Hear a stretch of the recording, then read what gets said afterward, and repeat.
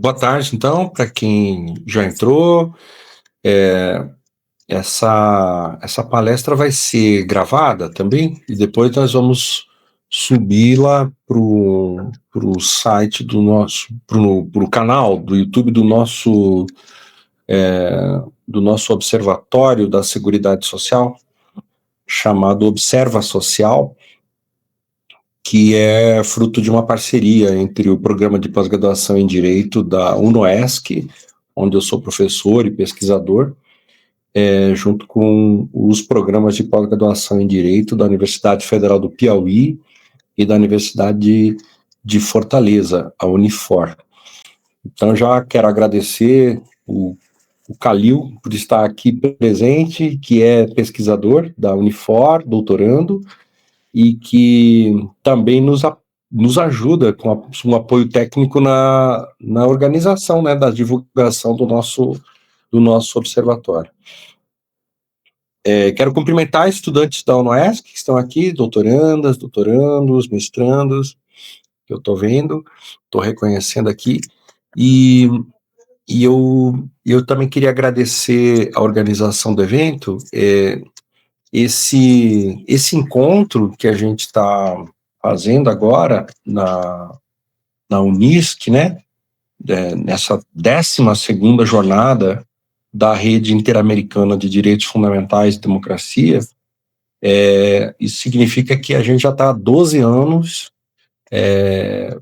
nós estamos há 12 anos nos encontrando para compartilhar pesquisas dos professores e para ouvir também trabalhos de mestrandos e doutorandos das universidades que integram a Rede Interamericana de Direitos Fundamentais e Democracia. Eu sou um dos professores fundadores dessa rede. O primeiro evento que aconteceu simultaneamente na cidade de Curitiba, com Chapecó e Porto Alegre. Foram as 3 universidades que deram o primeiro passo de organização, com os convidados naquele momento, 2 outros programas que eram convidados, a Unisc era convidada e a Unifor também era convidada. Mas a iniciativa do projeto, o primeiro passo foi uma articulação da Unibrasil, com a PUC do Rio Grande do Sul, com a UNOESC.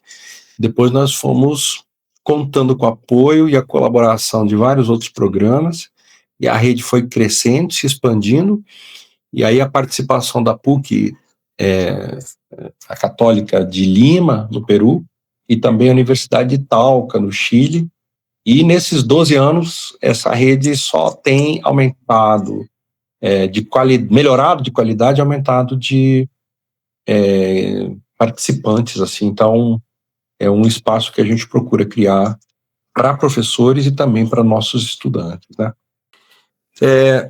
O que eu vou compartilhar com vocês hoje, né, é um resultado parcial de uma pesquisa que está em andamento, de um projeto de pesquisa que eu tenho com a Universidade de Talca, lá pela UNOESC, e é um projeto de pesquisa sobre os sistemas de previdência na América Latina, né? Esse também é um tema de interesse nosso no Observatório da Seguridade Social, mas eu estou escrevendo um trabalho de análise dos problemas estruturais do nosso sistema brasileiro de segurança de renda, né?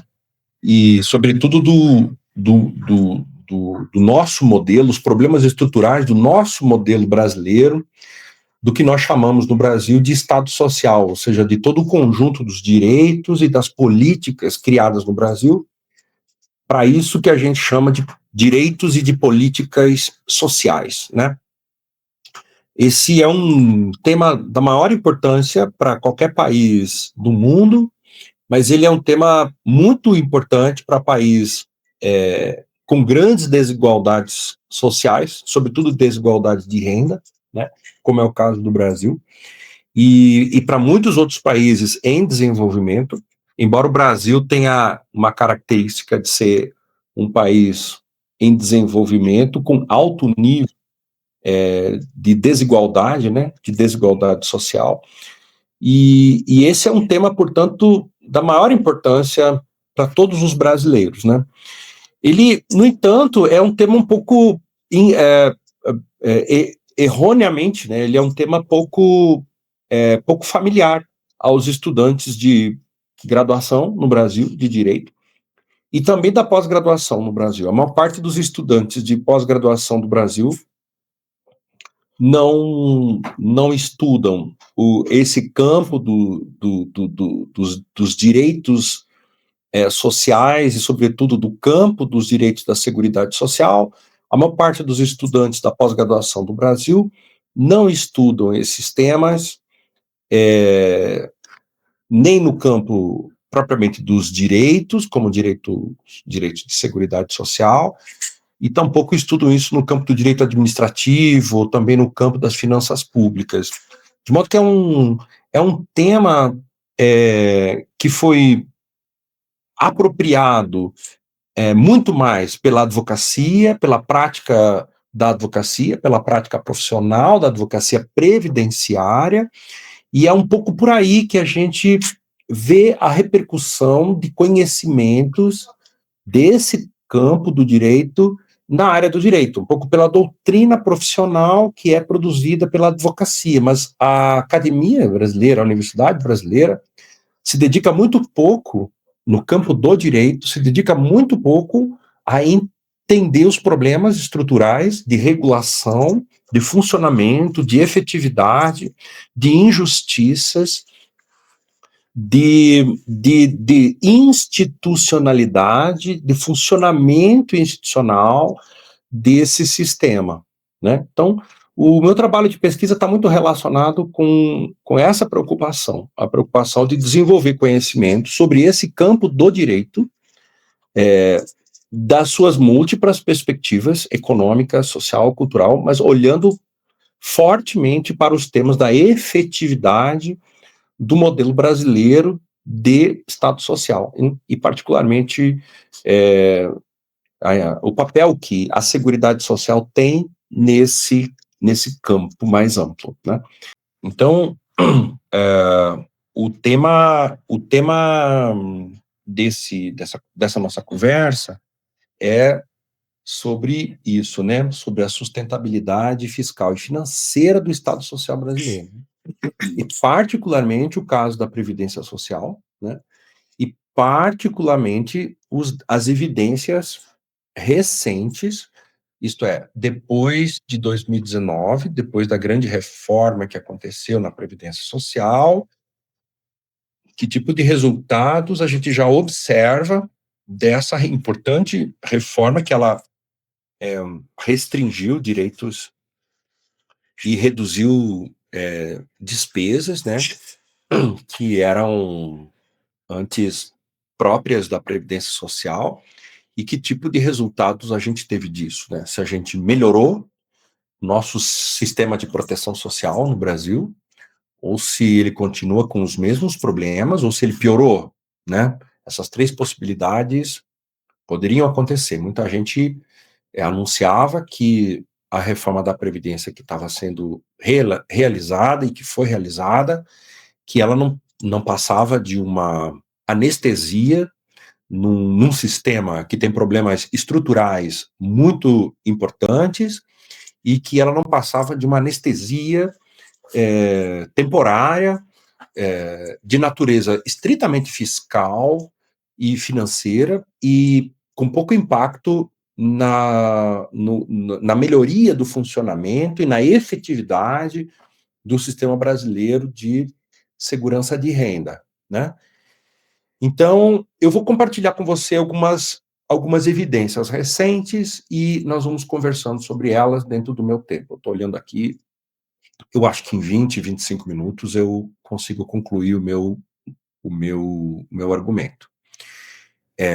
Bom, primeiro que eu estou presumindo que muita gente não sabe muito bem a diferença de algumas coisas básicas do que eu vou falar aqui, e eu montei um quadro bem simples aqui, o máximo possível, porque nós estamos analisando aqui um tema que é complexo, é um tema com literatura, em geral, muito ruim no Brasil, né? Muito ruim, tanto do ponto de vista do direito, quanto do ponto de vista de análise política e até mesmo econômica, né? Muito ruim. Então, é um tema que tem enormes desafios de compreensão, por um lado, de informação e de comunicação, né? Porque é muito difícil de comunicar um tema que é muito complexo, mas eu acho que esse quadro aqui, na sua simplicidade, pode ajudar a ver o que eu estou falando e onde é que eu vou olhar, né? Então, primeiro, que a gente está olhando para a sustentabilidade do Estado Social brasileiro. E isso quer dizer a capacidade da democracia brasileira, do Estado democrático de direito brasileiro, a capacidade e os limites que esse Estado brasileiro tem de continuar a entregar para a sociedade brasileira um serviço público de segurança de renda no modelo que nós adotamos com a Carta de 88, né? Então, a Carta de 88 estabeleceu um conjunto de obrigações ao Estado brasileiro e também à sociedade brasileira, um conjunto de obrigações, uma parte delas de natureza tributária e um conjunto de obrigações administrativas, de outro lado, exigíveis do Estado brasileiro, para que ele pusesse em ação, para que o Estado brasileiro pusesse em ação um conjunto de serviços no campo da atenção médica e da saúde preventiva, né, da atenção hospitalar, da atenção médica e da saúde preventiva, um conjunto de ações no campo dos serviços de acolhimento social de pessoas, em particular, pessoas em situação de extrema pobreza ou de pobreza, né, que nós chamamos no Brasil os serviços de assistência social. Esse serviço também foi contemplado com recursos para que esse serviço de assistência social pudesse fazer pagamentos sociais com transferência direta de recursos a pessoas que, por sua necessidade, teriam, então, o direito de receber uma segurança de renda mínima, mesmo nunca tendo pago impostos ou qualquer outro tipo de tributação para a sociedade brasileira. E o terceiro pilar desse modelo de seguridade social foi estruturado em torno de um sistema de seguro, né? Um sistema de seguro de renda, que no Brasil nós hesitamos em chamá-lo assim, de seguro de renda, ou de seguro social de renda. Nós, no Brasil, preferimos chamá-lo de previdência social, pois é o nome mais tradicional, no nosso país, desde da década de 40, que esse nome é usado, do século XX, né, que esse nome é usado no Brasil, mas a Previdência Social é um sistema de seguro de renda, criado por uma estrutura legal que obriga a sociedade brasileira a fazer pagamentos universais, ou seja, tanto pessoas físicas quanto pessoas jurídicas fazem pagamentos para esse sistema funcionar, e, de outro lado, o Estado brasileiro tem a obrigação de administrar a transferência de recursos desse sistema de pagamentos para garantir o seguro, né, o pagamento do seguro de renda a quem tem direito, né? Então, nós estamos falando de seguridade social como um sistema integrado de políticas públicas, né, que envolve programas de vários tipos no campo da assistência social, da saúde e também da previdência social, instituições diferentes, né, instituições, autarquias, entidades governamentais sem autonomia de autarquias, como órgãos públicos de vários tipos, né? E essa institucionalização ficou mais clara depois de 2012, 2013, porque a partir daí nós passamos a ter um sistema nacional de assistência social, chamado Sistema Único de Assistência Social, já tínhamos o Sistema Único de Saúde, né, e nós não temos no Brasil um sistema único de previdência social, mas nós temos um sistema de previdência social que é articulado por duas, com relativa autonomia, né, por duas esferas da Federação Brasileira. O sistema da Previdência Social, que é administrado pela União Federal, ali a gente vai encontrar instituições como o INSS, de um lado, e os institutos e os fundos de previdência dos servidores públicos civis, né? Mas também nos estados do Brasil a gente vai ver as estruturas de previdência social, tanto em estados brasileiros, todos têm, como também nos municípios. Aí 47% dos municípios brasileiros têm instituições de previdência social, porém, nos estados e nos municípios, essas instituições funcionam exclusivamente para o seguro social de servidores públicos, né? Então, o arranjo institucional, né, o direito público das instituições de previdência social no Brasil, ele é complexo, ele é mais complexo do que o do sistema de saúde e do sistema de assistência social, porque ele não tem uma coordenação nacional homogênea, que homogeneize as políticas e os programas que, como acontece no campo da saúde, como acontece no campo da assistência, né? Nos três casos, a gente está falando de direitos fundamentais, né? Basta você olhar o artigo 6º da Constituição Brasileira e você vai encontrar essas três categorias, previdência social, saúde e assistência, como direitos fundamentais e, portanto, como obrigações do Estado brasileiro, né? Como programas obrigatórios do Estado brasileiro, né? E aí a gente vai ver que dentro dessas três estruturas, a Previdência Social, ela faz basicamente pagamentos, né? É uma estrutura financeira, por ser uma grande seguradora pública, ou uma seguradora social, a Previdência Social, ela é basicamente uma gestora de recursos, né? Basicamente uma gestora de dinheiro, né? De pagamentos que são feitos pela sociedade e de pagamentos que essa instituição Previdência Social, pagamentos que ela tem que fazer à sociedade brasileira. Tem um papel, portanto, de redistribuir na forma de pagamentos sociais a arrecadação tributária que é exigida pela legislação brasileira, né? E também dizer que no Brasil a gente tem três grandes modelos de previdência, né? Então tem que tomar muito cuidado quando a gente fala desse assunto, porque o direito à previdência no Brasil é mais abrangente do que o da previdência social, né? A previdência social é uma parte do direito à previdência no modelo brasileiro, inclusive no modelo constitucional brasileiro, né? O modelo da previdência social é o que nos interessa na fala de hoje, é um modelo baseado em financiamento por toda a sociedade. Toda a sociedade financia, né? E é aí que está basicamente o caráter social desse modelo, né? Ele é um modelo social não porque todo mundo recebe pagamento, né? Mas porque todo mundo financia esse sistema. E esse é o sistema social.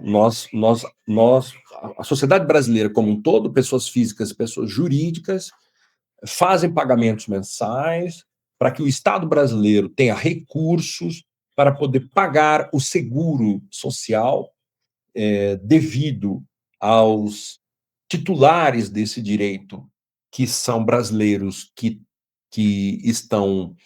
trabalham e que vivem sem vínculos empregatícios ou de aposentadoria com o Estado brasileiro, e de uma parte de brasileiros que são servidores públicos ou foram servidores públicos, né? Então, a Previdência Social é um ramo da Seguridade Social, é uma instituição brasileira de natureza constitucional e é também um direito fundamental no Brasil. E essa instituição ela tem um papel fundamental de arrecadação e de pagamentos deste direito a uma segurança de renda que é chamado de seguro social.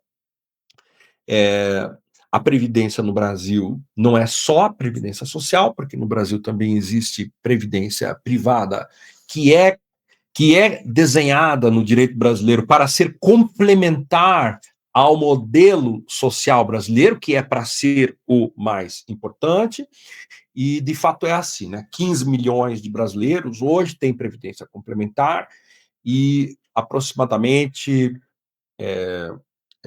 67, 66 milhões de brasileiros hoje têm propriamente essa segurança de renda da Previdência Social. Bom, então, por que a Previdência Social ajuda a entender melhor o problema da sustentabilidade fiscal do Estado Social e não os três elementos que estão aqui, saúde e assistência? Por que eu optei por falar mais sobre a Previdência Social? Porque, como você vai ver, quando a gente faz uma análise empírica dos dados do sistema de pagamentos da Seguridade Social, a gente logo vê o gigantismo que é a Previdência Social nessa estrutura da Seguridade Social, né? A Previdência Social brasileira é, de longe, a política social mais importante do Brasil, em termos de esforços que a sociedade brasileira faz. Então, ela ocupa um espaço muito grande em toda a estrutura de orçamento de políticas públicas do Brasil. Ela é a política pública mais onerosa do Estado brasileiro, com exceção da política de dívida pública, né? Hoje, a política de dívida pública é mais onerosa do que a política de previdência social, mas depois da Previdência Social, o terceiro colocado, que é a saúde, está muito longe do volume de recursos que a sociedade brasileira aloca nessa política. Então, embora muitos brasileiros não tenham a menor ideia da importância disso, eu quero ressaltar aqui, né? A Previdência Social, se existe um lugar para onde nós brasileiros, se existem dois lugares para onde nós brasileiros colocamos nosso dinheiro, se existem dois lugares, esses dois lugares são, né, a dívida pública do Brasil e a Previdência Social, né? Isso aí ajuda a explicar quase 50% de todo o esforço que a democracia brasileira faz para fazer o Estado democrático de direito funcionar. Então, quem desconhece tanto a política de dívida pública quanto a política de previdência social, de fato, no Brasil é um cidadão desinformado, né? Desinformado. E isso faz com que uma parcela gigantesca de brasileiros sejam, de fato, brasileiros desinformados, né? Então, um pouco é o trabalho da universidade e da nossa pesquisa de tornar isso uma coisa mais clara, mais compreensível, para que esse debate se transforme num debate democrático e não um debate supostamente técnico, coisa que ele não é. Bom, deixa eu começar a nossa conversa mostrando para você um pouco mais, algumas evidências que vão ajudar a estruturar o meu raciocínio. O que é essa tabela aqui, com dados do IBGE, atualizados até o segundo trimestre agora de 2025, portanto, até junho de 2025. Portanto, nós estamos falando de dados muito atuais, muito recentes, né?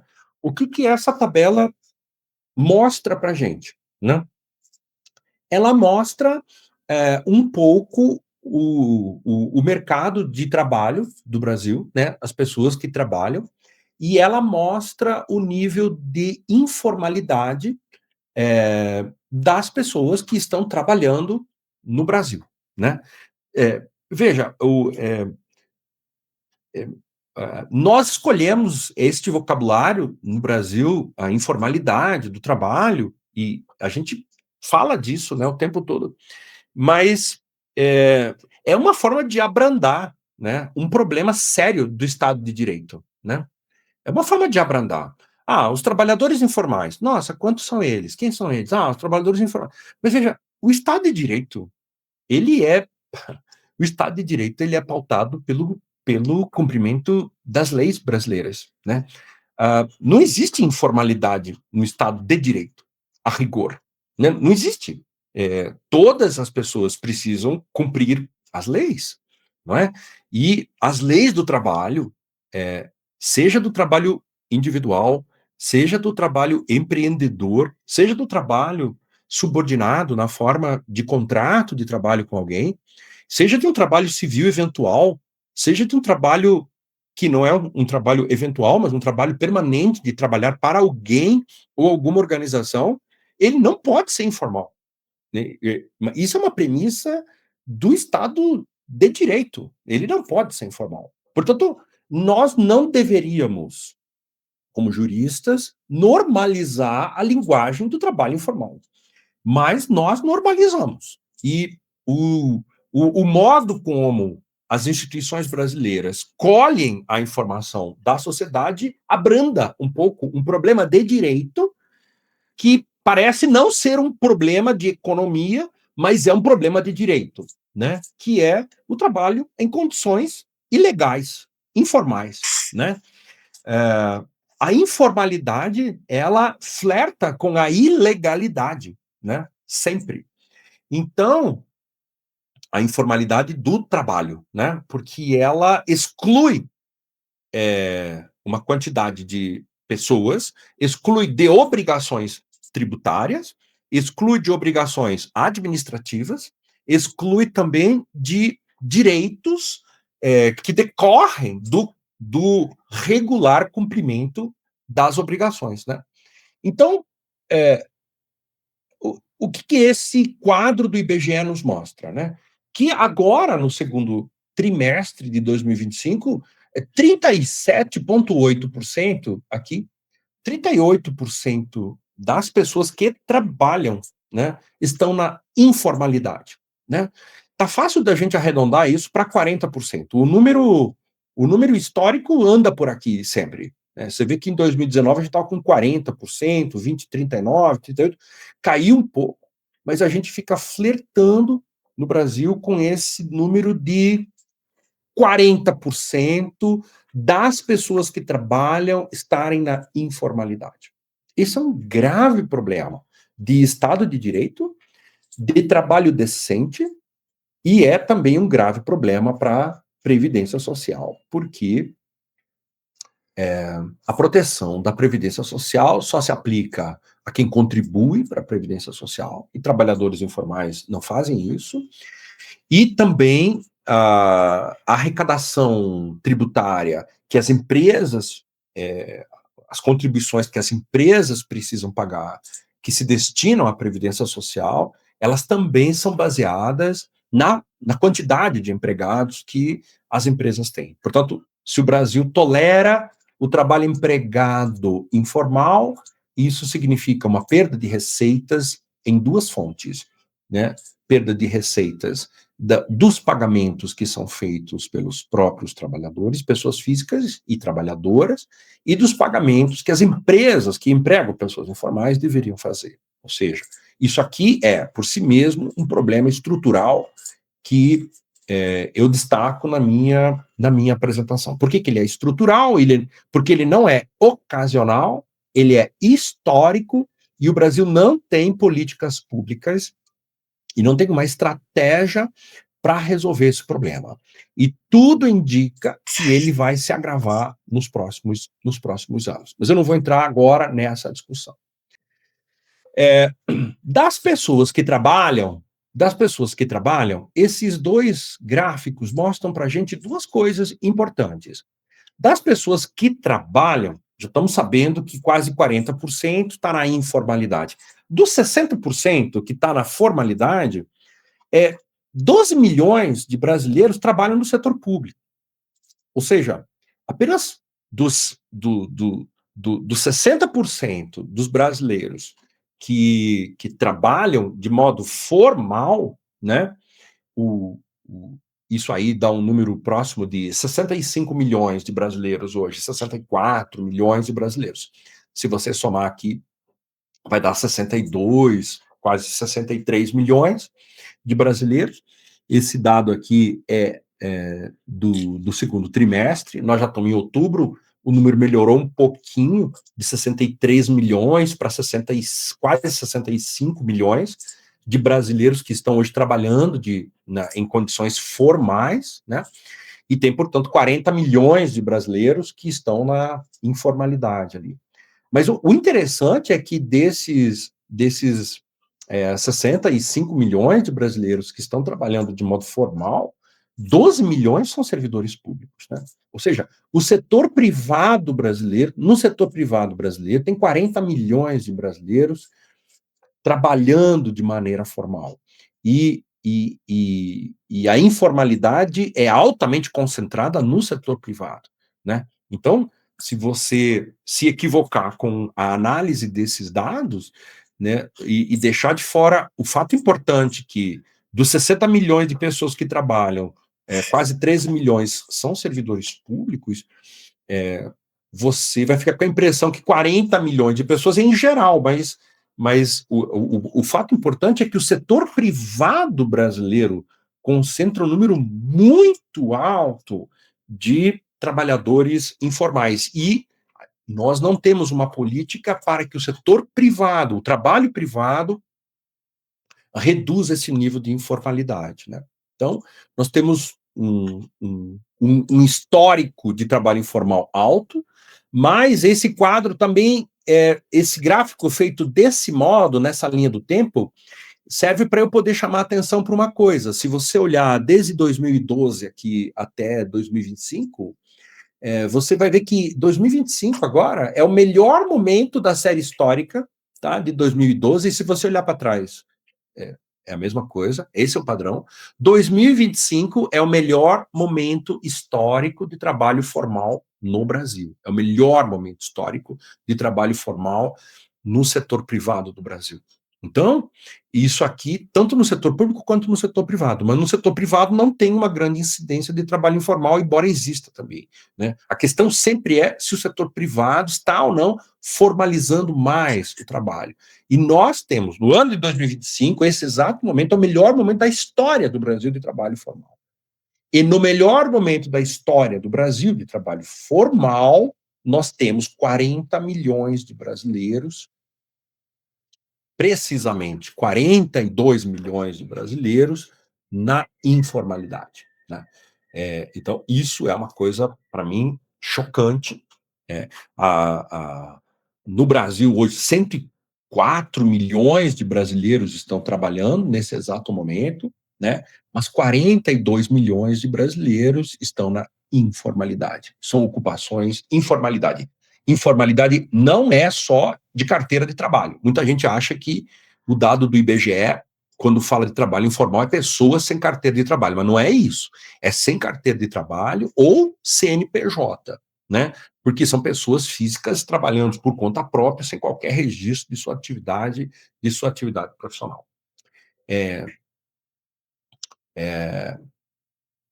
Refaço a minha conclusão parcial e muito importante. No melhor momento da história do Brasil, de 500 anos de história ou de 200 anos de república, né, o Brasil de 200 anos de independência, né, de país independente, não de república, mas de país independente, o melhor momento da história desse país é o ano de 2025, e nesse ano de 2025, o Brasil tem praticamente uma Argentina inteira de pessoas trabalhando na informalidade. Lembrar que a população da Argentina gira em torno disso, 45, 50 milhões de habitantes, E esse é o produto dessa experiência civilizatória nesse país, né? O melhor momento da história econômica do Brasil, 42 milhões de brasileiros ainda estão fora do Estado de Direito, né? É uma coisa, para mim, chocante. A informalidade assume, nessa estatística aqui do IBGE, várias formas. Trabalho por conta própria, emprego no setor privado informal, emprego no ambiente familiar informal, aqui estão os domésticos também, empregadores que empregam gente e estão sem CNPJ, né? E também no setor público, uma parcela pequena. O total disso é esses 42 milhões e 500 mil brasileiros informais. Isso, para mim, só pode gerar uma conclusão, né? O modelo brasileiro de regulação do trabalho formal fracassou, né? Nós não conseguimos, neste país, formalizar o trabalho, né? Ou seja, a gente tem um problema aqui de direitos, de instituições e de efetividade de um modelo que exige inteligência para o futuro, né? Uma análise desse quadro do trabalho, né? 35 anos de experiência democrática, estamos no melhor momento histórico do trabalho formal e também no melhor momento histórico de proteção previdenciária, né? Nos últimos 10 anos, o Brasil aumentou muito o número de pessoas, tanto de pessoas trabalhando, quanto de pessoas trabalhando de maneira formal, isso é um fato, né? O aumento do trabalho informal, no entanto, é muito superior do que as piores previsões que se fazia há 10, 20 anos atrás, né? Que nós teríamos capazes de formalizar o trabalho nesse país. Nós não conseguimos. E nós estamos, neste momento, numa condição num ambiente que é paradoxal. Qual é o paradoxo, né? No momento em que a economia brasileira está operando basicamente em pleno emprego, né, sem nenhuma ociosidade da capacidade de produção do Brasil. As empresas estão trabalhando com a maior, quase 100% de sua condição de produção, né? A capacidade produtiva do Brasil opera em quase 100% de sua capacidade de produzir, né? E, portanto, nós estamos operando numa economia com o máximo de capacidade de produzir trabalho e de produzir renda decorrente do trabalho. Nesse momento histórico, 38% das pessoas ocupadas estão na informalidade. 38% das pessoas ocupadas estão na informalidade. 42 milhões de brasileiros na informalidade. Ou seja, o modelo brasileiro de seguro social que nós criamos, que é baseado no trabalho formal e que é baseado na contribuição previdenciária feita por empresas que empregam pessoas, este modelo não tem força para induzir a sociedade brasileira na direção do objetivo constitucional, que é de ter previdência social universal. Esse modelo não é capaz de fazer isso. Não quer dizer que o objetivo esteja errado, só quer dizer que o modelo que a gente está operando hoje no Brasil, ele não é capaz de fazer isso. É muito improvável que esse atual modelo tenha êxito em universalizar a segurança de renda por meio das atuais políticas e das atuais instituições de seguro social, né?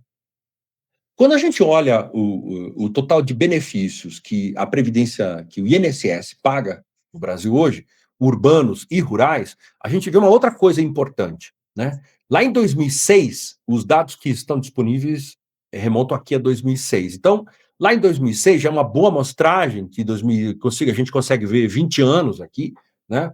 Lá em 2006, o, 31% dos benefícios que eram pagos pelo INSS, 31%, um terço, né, era para trabalhadores rurais e 70% era para trabalhadores urbanos. Esse número mudou, aumentou 5% os trabalhadores urbanos e caiu 5% os benefícios que são pagos no setor rural, né?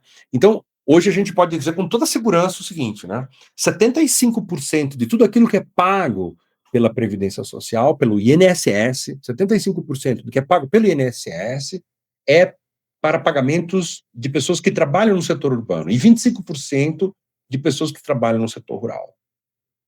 Agora, veja o que vai acontecer em breve com esse dado, né? Aqui a gente consegue ver quantas pessoas pagam previdência social no Brasil, né? Quantos contribuem e, portanto, estão preocupados em ter o seguro social que o Estado brasileiro provê, né? Esses dados são do segundo trimestre agora, até junho de 2025, são os mais atuais do IBGE. Então, a gente tem 67 milhões de brasileiros pagando. Em 2012 tinham 56 milhões, hoje são 67 milhões. A gente viu o número de pessoas que contribuem e, portanto, tem proteção da Previdência Social, aumentou, mas são 67 milhões de brasileiros, né? Lembrando que são 103, quase 104 milhões trabalhando hoje, e embora a gente tenha 67 milhões de contribuintes, tem 40 milhões de brasileiros que não contribuem para esse modelo e também não é protegido por esse modelo. Então, é um pacto social muito esquizofrênico, esse aqui, né? Deixa eu mostrar esses outros dois gráficos aqui, que são bem importantes para a gente entender mais um paradoxo. O primeiro paradoxo é aquele: no melhor momento histórico da economia brasileira, no melhor momento histórico de desemprego, nós temos 42 milhões de brasileiros trabalhando na informalidade, né? Agora vai aparecer um segundo grande paradoxo, né? Aqui você consegue ver de 2013 para 2025, atualizado até agosto, os dados da Previdência Social. A gente consegue ver as receitas e as despesas de toda a Previdência Social do Brasil. Aqui não é só o INSS, de toda a Previdência Social do Brasil, não. De toda a Previdência Social administrada pela União Federal, que responde por quase 75% de todo o volume de recursos que essa política pública social brasileira movimenta, né? A gente olha para os dois, para as duas linhas, e o que a gente consegue observar, né? Que aqui em 2019 aconteceu a reforma da Previdência, né? Em 2020 ela começa a surtir efeitos e a gente nota uma efetiva queda nos pagamentos e nas despesas da Previdência Social nesse momento, o que mostra que, num primeiro momento, a reforma que foi feita em 19 gerou efeitos esperados, que era controlar a tendência dessa curva fazer esse movimento aqui em cima, né? Ela poderia estar aqui assim hoje, o nível de despesas da Previdência Social, se não tivesse sido feito esse corte, esse atalho que foi feito aqui em 2020, né? Mas olha a força da curva crescente das despesas da Previdência Social, né? Se você olhar o ponto em que parou aqui em 2020, se você fizer uma linha reta, você vai ver que em 2023 as despesas já voltaram a ser as mesmas que eram no ano de 2020, 3 anos depois. E a partir daí já começou a subir, já está no patamar acima, bem acima do que era em 2020, mas com toda certeza a tendência aqui foi modificada, porque houve um corte de despesas muito claro. E as receitas tributárias que deveriam ser maiores a partir daí, para cobrir essa diferença dessas despesas, não aconteceu. Você vê que houve um aumento de arrecadação tributária para a Previdência, mas não o suficiente para alcançar o nível de despesas, né? Então, conclusão, o Brasil tem esse cheque especial todo ano para pagar com recursos de outras áreas, né? Recursos de outras áreas. Esse gráfico mostra o que aconteceu aqui, ó, 2019, nós tínhamos um déficit nesse sistema, isso aqui é o sistema geral de previdência, tá? Administrado pela União, envolve militares, envolve a previdência social de servidores públicos e envolve o regime geral da previdência, que envolve todo o sistema do INSS. Nós saímos de 200 bilhões de déficit para 322 bilhões de déficit. Quanto mais para baixo esse gráfico, pior a condição de financiamento da previdência social. O que isso significa? Que o Estado Social brasileiro fica que o Estado brasileiro se obriga a retirar 320 bilhões de reais de outros lugares para trazer para essa política pública da Previdência Social. Ou seja, é uma política pública que usa todos os recursos dela e usa recursos de outras áreas também. Então, obviamente, outras áreas são penalizadas e prejudicadas por causa do modelo que nós temos de previdência social, né?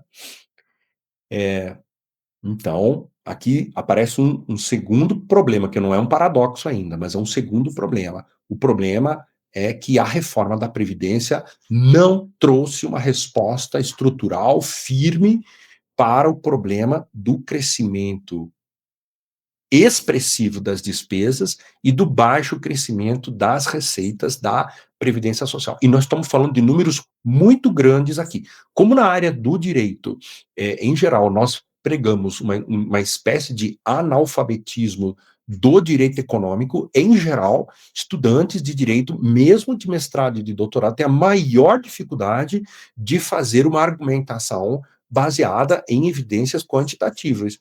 Mas isto não é um problema da ciência, é um problema de formação, infelizmente, na área do direito. Eu só quero dizer que esses 320 bilhões aqui, eles significam, porque 320 bilhões é quanto, né? Muita gente tem ideia do que é isso, né? Então, se a gente pegar, por exemplo, a arrecadação tributária do estado do Rio Grande do Sul durante um ano, né? Se eu pegar toda a arrecadação tributária do estado do Rio Grande do Sul, você vai chegar em torno de 60 bilhões de reais, 60, 65 bilhões de reais. Você pegar toda a arrecadação tributária de um ano, do ano mais recente, 2024, do estado do Paraná, você vai chegar em 70, 75 bilhões de reais de arrecadação tributária, tá? E se você olhar para a arrecadação tributária do estado de Santa Catarina, você vai chegar aí na casa dos 60 bilhões de reais. Ou seja, se a gente pegar os 3 estados aqui do sul do Brasil, a arrecadação tributária dos 3 estados aqui do sul do Brasil, a gente vai ter mais ou menos 240 bilhões de reais, a arrecadação tributária dos 3 estados de um ano, o ano de 2024, mais recente. Ou seja, se os 3 estados do sul do Brasil trabalhassem só e exclusivamente para pagar Previdência Social, se tudo que a gente arrecadasse no sul do Brasil fosse para isso, ainda assim ia faltar mais ou menos 120 bilhões nessa conta. Ou seja, é um número avassalador, é um número gigantesco isso aqui, né? A gente ter a capacidade no Brasil de encontrar mais 320 bilhões todos os anos para pagar essa conta é realmente um enorme desafio que a gente tem como sociedade, como democracia, né? Então, a minha conclusão aqui é que nós normalizamos isso, né? Nós normalizamos que a despesa da Previdência pode subir, que o déficit da Previdência pode subir, que a cobertura da Previdência pode ser baixa, rala, né? E que a gente pode pagar baixos benefícios nessa política pública e está tudo bem, né? Está tudo bem. Benefícios de valores baixos, pouca gente recebendo benefício, déficits altíssimos e alta crescente progressiva de despesas, né? E está tudo bem, o Estado de Direito funciona bem, né? Não funciona, não. Agora vem um grande paradoxo, né? Aqui. Esse aqui é um dado oficial da Previdência Social que mostra o déficit, esse gigantesco déficit de 320 bi que está ali, né? Ele vai aparecer aqui também, ó.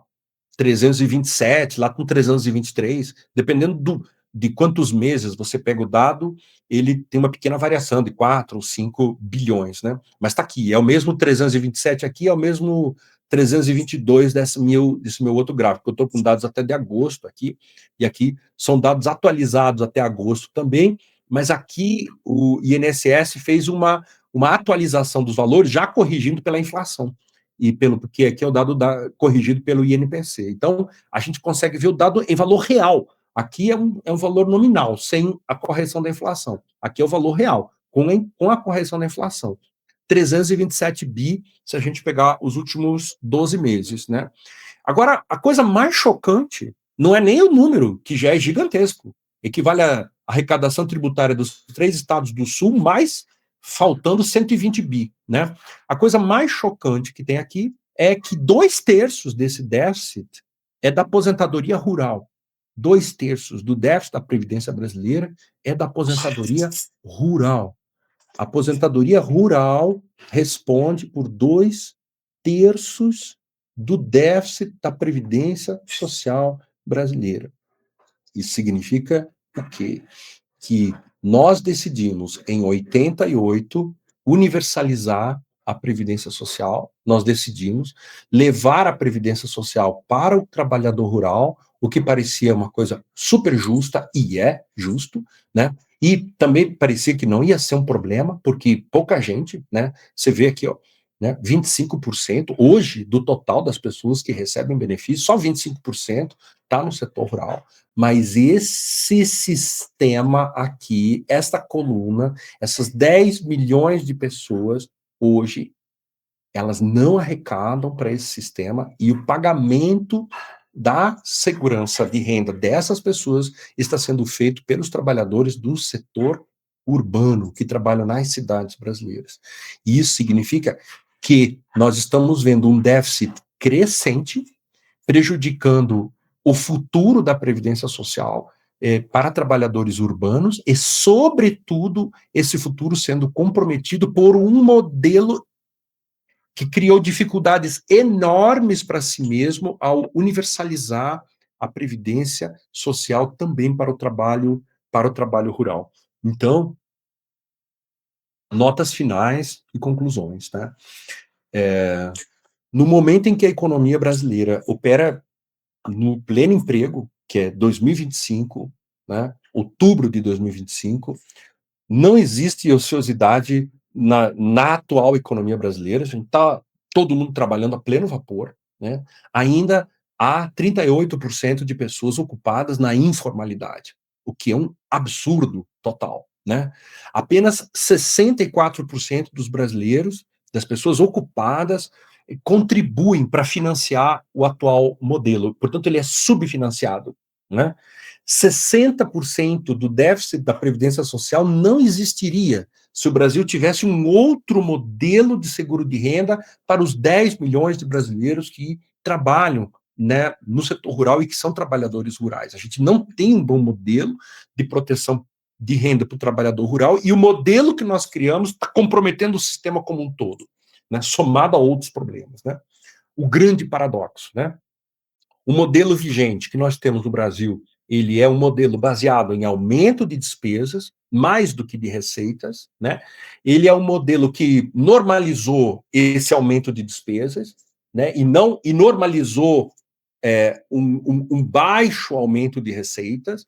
Nós normalizamos um déficit muito elevado. Nós normalizamos que a previdência rural é um problema menor. Ele não é um problema menor, é um grande problema desse sistema, o maior problema desse sistema, né? Ele é um problema de baixa cobertura social, e ainda assim nós chamamos essa política de social, né? Mas 38% dos brasileiros estão fora dessa cobertura social, e nós chamamos essa política de social, né? E nós aceitamos um baixo valor dos benefícios, porque 85% das pessoas que recebem benefícios desse sistema social recebem no máximo 2 salários mínimos, né? Ou seja, o direito do trabalho decente no Brasil e o direito à segurança social precisam de novas respostas, né, para cumprir os objetivos constitucionais e também para cumprir os objetivos do desenvolvimento social, tá? Isso são resultados parciais de uma pesquisa que está em andamento e acredito que